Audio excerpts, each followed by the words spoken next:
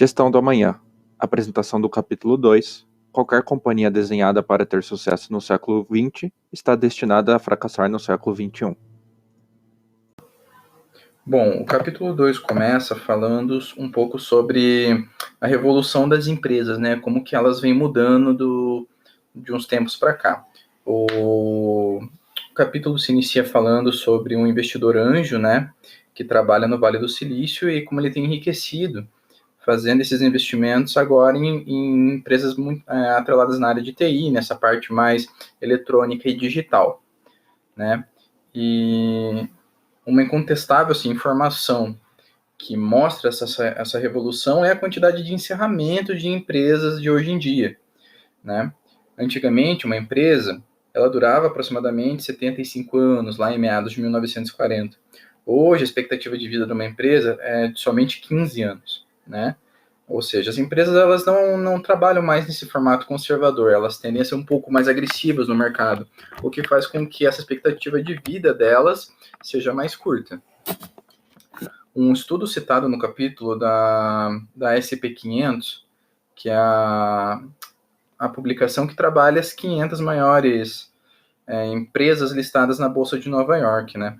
Ela cita algumas empresas que, por exemplo, Uber, Airbnb, Snapchat, que hoje, somando assim as três aproximadamente, tem um valor superior a 100 bilhões de dólares, né? Isso com base na última pesquisa que foi ali perto de 2017.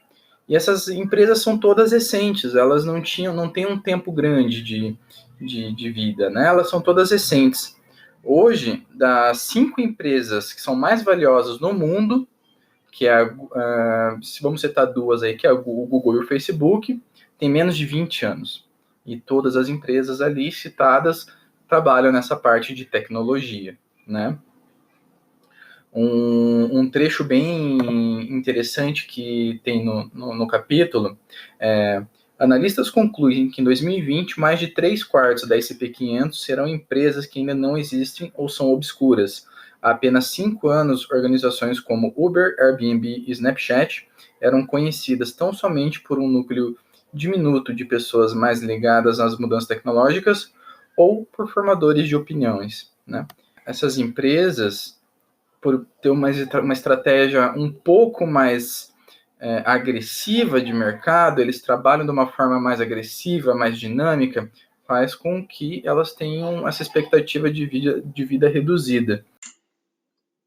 Outro ponto importante de ressaltar no início do capítulo é a entrevista do Steve Ballmer. Ele era CEO da Microsoft em 2007. E ele dá uma entrevista dizendo que o iPhone não vai ter relevância no mercado de celular. Em 2007 é quando acontece o lançamento do iPhone. E naquele ano, 4 empresas elas tinham o domínio do mercado.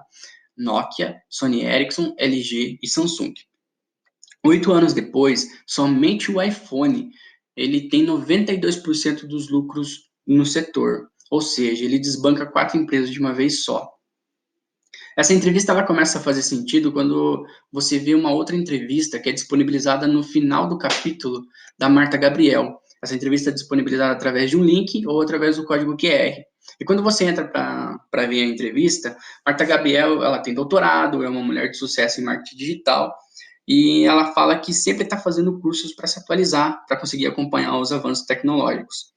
Ela vai fazer 2 cursos no MIT, e nesses 2 cursos ela percebe que o conteúdo que é passado para ela já é um conteúdo velho que ela já tinha visto há alguns anos atrás. Então ela diz para os autores, olha, é uma instituição bem conceituada e mesmo assim ela não está dando conta de acompanhar o avanço tecnológico e atualizar as pessoas esses avanços que têm acontecido no mundo.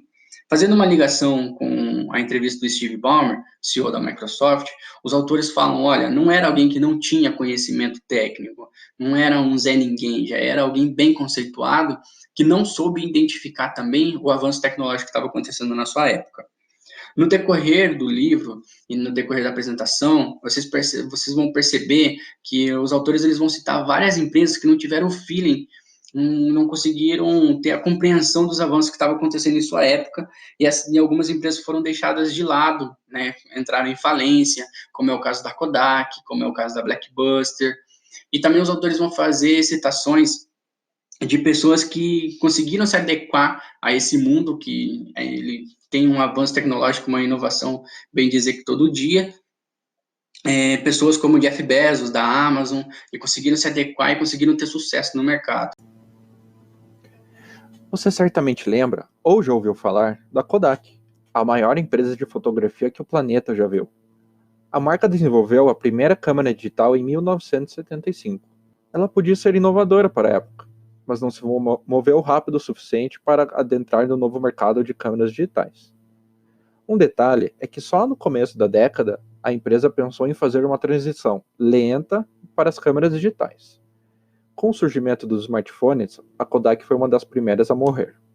A crise tomou conta da Kodak, que perdeu a relevância de mercado, sinalizando assim que já não era uma das principais empresas norte-americanas. Ela adentrou com um pedido de falência em 2012 e praticamente morreu por falta de inovação. Já a Blockbuster, se você nasceu antes dos anos 2000, com certeza deve lembrar dela. Essa empresa americana, criada no ano de 1985, foi um marco na vida dessa geração, provedora de serviços de aluguel de filmes e games. Essa empresa teve seu pico de crescimento em 2004, com mais de 9 mil lojas no mundo e seu valor na casa dos bilhões. No entanto, apesar do sucesso, a Blockbuster foi rapidamente da ascensão à queda, sem nem respirar. Em 2000, quando a Netflix ainda era uma pequena startup de aluguel de DVDs pelo correio, a empresa estava em apuros. O estouro da bolha da internet a havia deixado em uma situação financeira complicada, mas uma reunião conseguida por seus fundadores poderia salvá-la. John Antioco, o CEO da Blockbuster, a então líder mundial no ramo de aluguel de filmes, queria conversar sobre uma possível compra da então pequena startup, chamada Netflix. Ao ser perguntado sobre o preço da compra, o criador da Netflix imediatamente respondeu: 50 milhões de dólares. Era exatamente a quantidade necessária para manter a empresa ainda de pé. Antioco, CEO da Blockbuster, no entanto, reagiu de forma inesperada. Segundo relatos, estava fazendo o máximo para segurar uma risada. Depois disso, as conversas azedaram e o acordo não foi fechado. A partir dos anos 2000, a empresa começou a perder receita e em 2010 solicitou a proteção contra a falência. Por que a Netflix sobreviveu ao Blockbuster não? É quase uma seleção tecnológica. A Netflix inovou, viu oportunidade e desenvolveu ideias. A Blockbuster não fez isso. Em vez de aproveitar o momento de crise para renovar a marca, a empresa demorou muito para tentar algo novo. Em sequência do trabalho, Como Crescer de Forma Saudável, ele diz basicamente que a ambição exagerada dos proprietários de todas as empresas no cenário atual pode levar sim à falência. Por quê?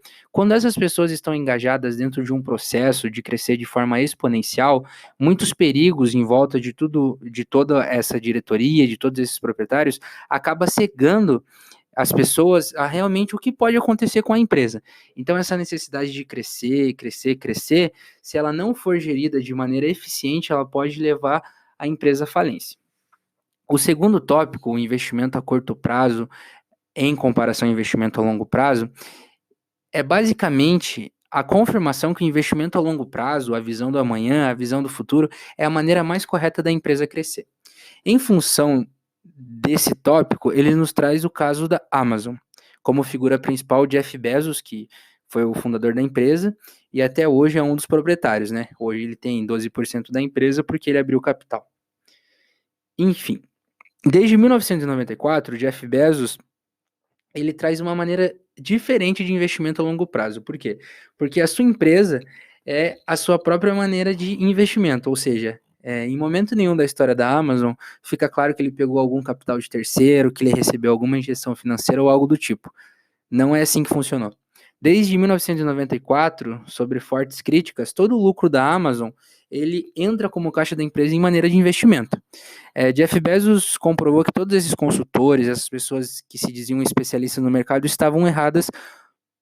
Por quê? Porque em 2018, o faturamento bruto da Amazon foi de 230 bilhões de dólares. Então, o caso da Amazon é todo um resumo de todo esse capítulo que foi abordado, que diz basicamente, é necessário investir de forma saudável e é necessário pensar no amanhã. Seguindo em diante, a comunicação e a tecnologia andam juntas.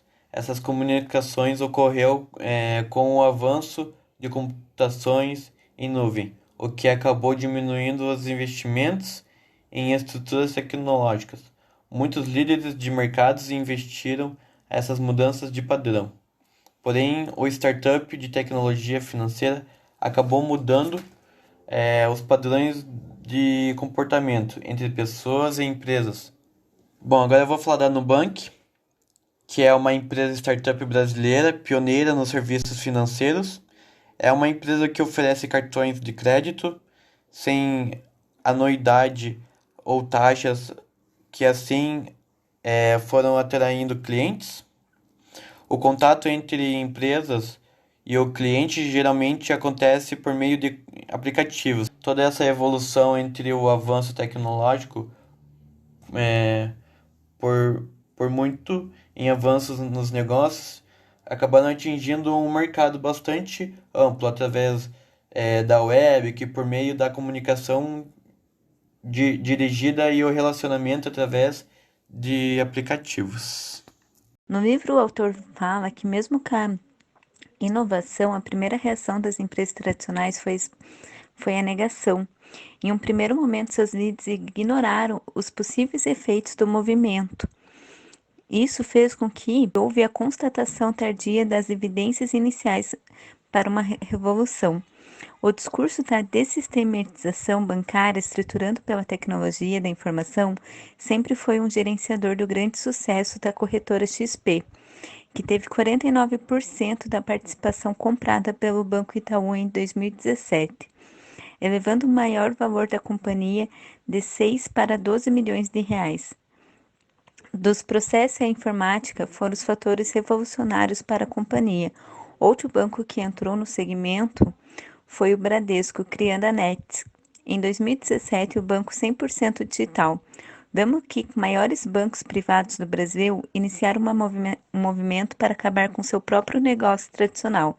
O autor também fala que em 2017 existiam mais de 120 empresas nesse segmento de disrupção do sistema tradicional. Esse novo cenário cria um rompimento nunca visto antes no mundo dos negócios, impactando profundamente as organizações e seus líderes. Hoje é fundamental uma nova mentalidade para gerir qualquer tipo de negócio. Ou você se autodestrói ou é destruído. Para informar as pessoas de como os avanços tecnológicos acontecem e que se você se adequar a eles, você vai conseguir sobreviver, a empresa vai conseguir sobreviver.